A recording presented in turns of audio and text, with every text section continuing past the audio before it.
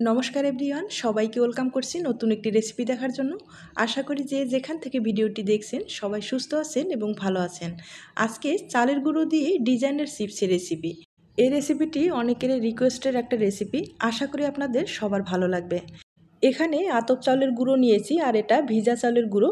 চালটাকে 2-3 ঘন্টার মতো ভিজিয়ে রেখেছিলাম, এরপরে ব্লেন্ডারে খুব ভালোভাবে গুঁড়ো করে নিয়েছি। এখন একটা চালের গুঁড়োর ডো তৈরি করে নেব। তার জন্য আগে পাত্রে জল ব্যবহার করব। জলটাকে খুব ভালোভাবে ফুটিয়ে নিতে হবে। জল এখানে 2 বাটি আর 1 বাটির অর্ধেক মানে 2.5 বাটির মতো জল ব্যবহার করব। আর 1 বাটি আমি এখানে চালের গুঁড়ো যেহেতু ব্যবহার করব, 2.5 বাটি জল ব্যবহার করব। এই মাপটা কিন্তু ঠিক রাখতে হবে। এরপরে স্বাদ মতো লবণ দিয়ে দিব আর জলটাকে খুব ভালোভাবে বলক নিয়ে আসতে হবে।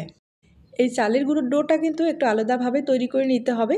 আর এটা যেহেতু চিপসের, একবারে কিন্তু পুরোপুরি ডোটা সিদ্ধ করে নিতে হবে।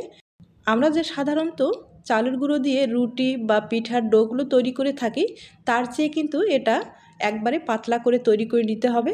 চালের গুঁড়োটা আমি দিয়ে দিলাম, 1 বাটির মতো চালের গুঁড়ো দিলাম আর হাফ চামচের মতো বেকিং পাউডার দিয়ে দিলাম। এবার চালের গুঁড়োটাকে ঢেকে রেখে 5-7 মিনিটের মতো লো আঁচে সিদ্ধ করে নেব।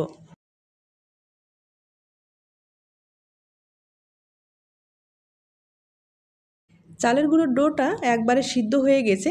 এবার খুব ভালোভাবে নেড়ে চেড়ে একটা ডোর মতো পরিণত করতে হবে। আমি আবারও বলছি, এই ডোটা কিন্তু শক্ত করা যাবে না, একটু নরম রাখতে হবে। আর কিছুক্ষণ একটু ঠান্ডা করতে হবে, এরপরে ডো তৈরি করে নিতে হবে। আর গরম অবস্থায় তো তৈরি করা যাবে না, একটু ঠান্ডা করে তৈরি করে নিতে হবে।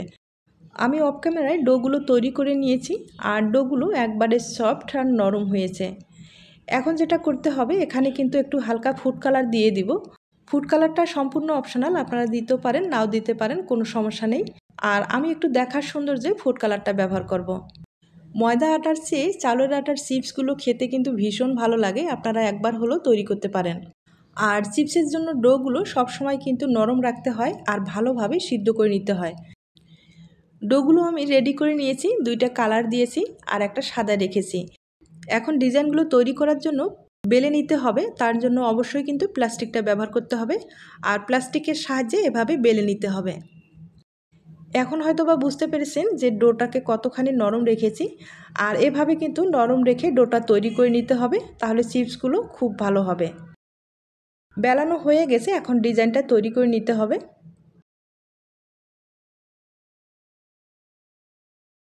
ডিজাইনটা তৈরি করার জন্য এখানে একটা চিরুনি ব্যবহার করব। আর চিরুনি দিয়ে হালকাভাবে চাপ দিয়ে দিয়ে আগে ডিজাইনটা তৈরি করে নিচ্ছি। এরপরে একটা কুকি কাটার দিয়ে আমি কেটে নিব। আপনাদের যদি কুকি কাটার না থাকে, সেক্ষেত্রে প্লাস্টিকের ঢাকনাগুলো ব্যবহার করে খুব ভালোভাবে চিপসগুলো কেটে নিতে পারেন।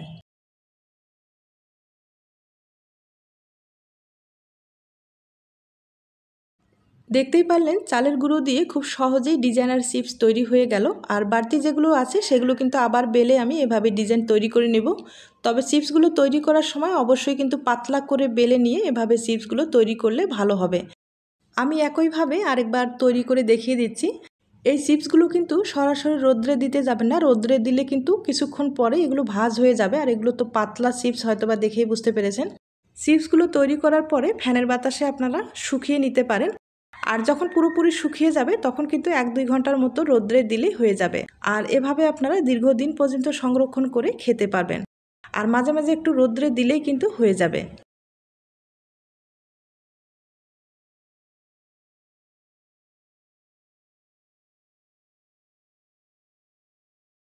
চিপসগুলো এভাবে আমি তৈরি করে নিলাম। আর কতটুকু পাতলা করেছি হয়তোবা দেখে বুঝতে পেরেছেন। আর চালের গুঁড়োর চিপসগুলো কিন্তু সবসময় ভালোই হয়। চালের গুঁড়োর চিপসগুলো খেতেও খুব সুন্দর হয়। আপনারা অবশ্যই বাড়িতে একবার হলেও ট্রাই করতে পারেন। সবগুলো চিপস তৈরি করার পরে ফ্যানের বাতাসে শুকিয়ে নিয়েছি। আর চিপসগুলো শুকার পরে দেখতে কিন্তু ভীষণ ভালো হয়েছে। এভাবে আপনারা দীর্ঘদিন পর্যন্ত সংরক্ষণ করতে পারবেন। এবার চলুন আপনাদের আমি তেলে ভেজে দেখিয়ে দিচ্ছি। চিপসগুলো ভাজার সময় তেলটা হালকা আছে গরম করে এভাবে চিপসগুলো ভেজে নিতে হবে।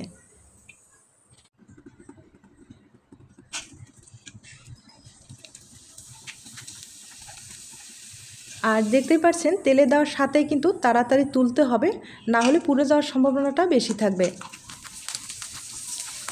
আর এভাবে আমি বেশ কয়েকটা চিপস ভেজে আপনাদের দেখিয়ে দিলাম। এখন একটা চিপস ভেঙে দেখিয়ে দিচ্ছি।